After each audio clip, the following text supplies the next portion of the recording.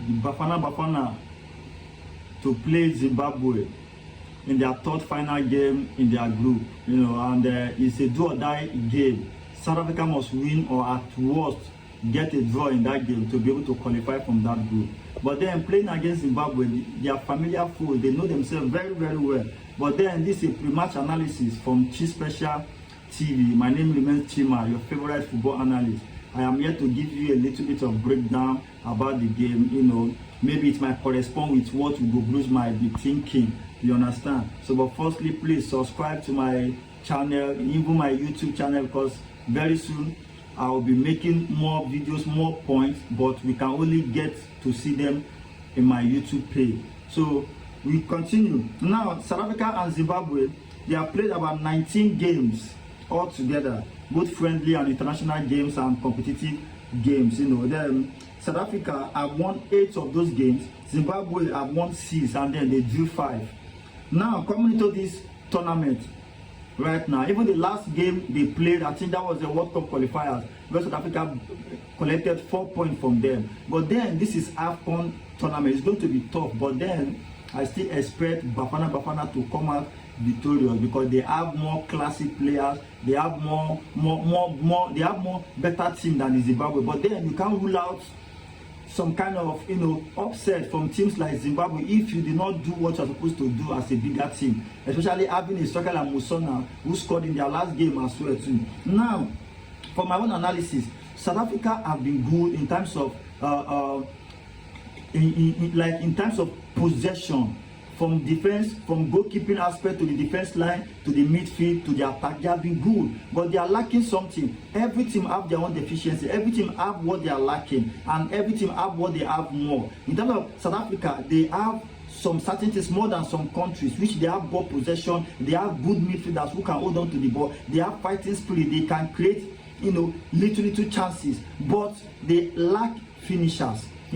Against a team like Egypt, against Angola, they did amazingly well. But against a team like Egypt that went to defend after getting red card, South Africa need to learn how to break defense line, when they are defending so well, because it might still happen against Zimbabwe. Zimbabwe might be so scared to attack South Africa, they might go to defense. So how do you break those teams? One, in that midfield, Mbule.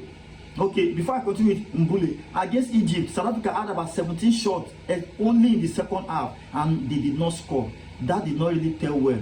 It tells well about their creating of chances, about their shooting, about their hunger to score goal. But then in terms of the intelligence in the final third, in terms of how to be calm under pressure, how to convert chances, it's not really telling well in the likes of Foster, Apollis and the rest. So now they are creating midfield position, that Mbule, who have not scored or contributed a goal even for his club side for the past 15 games or thereabout, coming into this national team now, first match, second match, I have not really seen him doing so much well. So I feel like that place, Ugo Blues need to come in with a little bit of changes in that aspect. Maybe bringing in Mafoken, or if you have another player that is on the bench that can play that role, you can write it in the comment section. Maybe that can add a little bit of creativity to the South African team, because they need that, because we have Mokoena in that midfield, we have Sitolo there already, so they needed another player that can be more sexy in that midfield, that can take more risk, because I find that one thing that the players are a bit scared of taking risk, because when you want to take risk as a midfielder, you must be ready to lose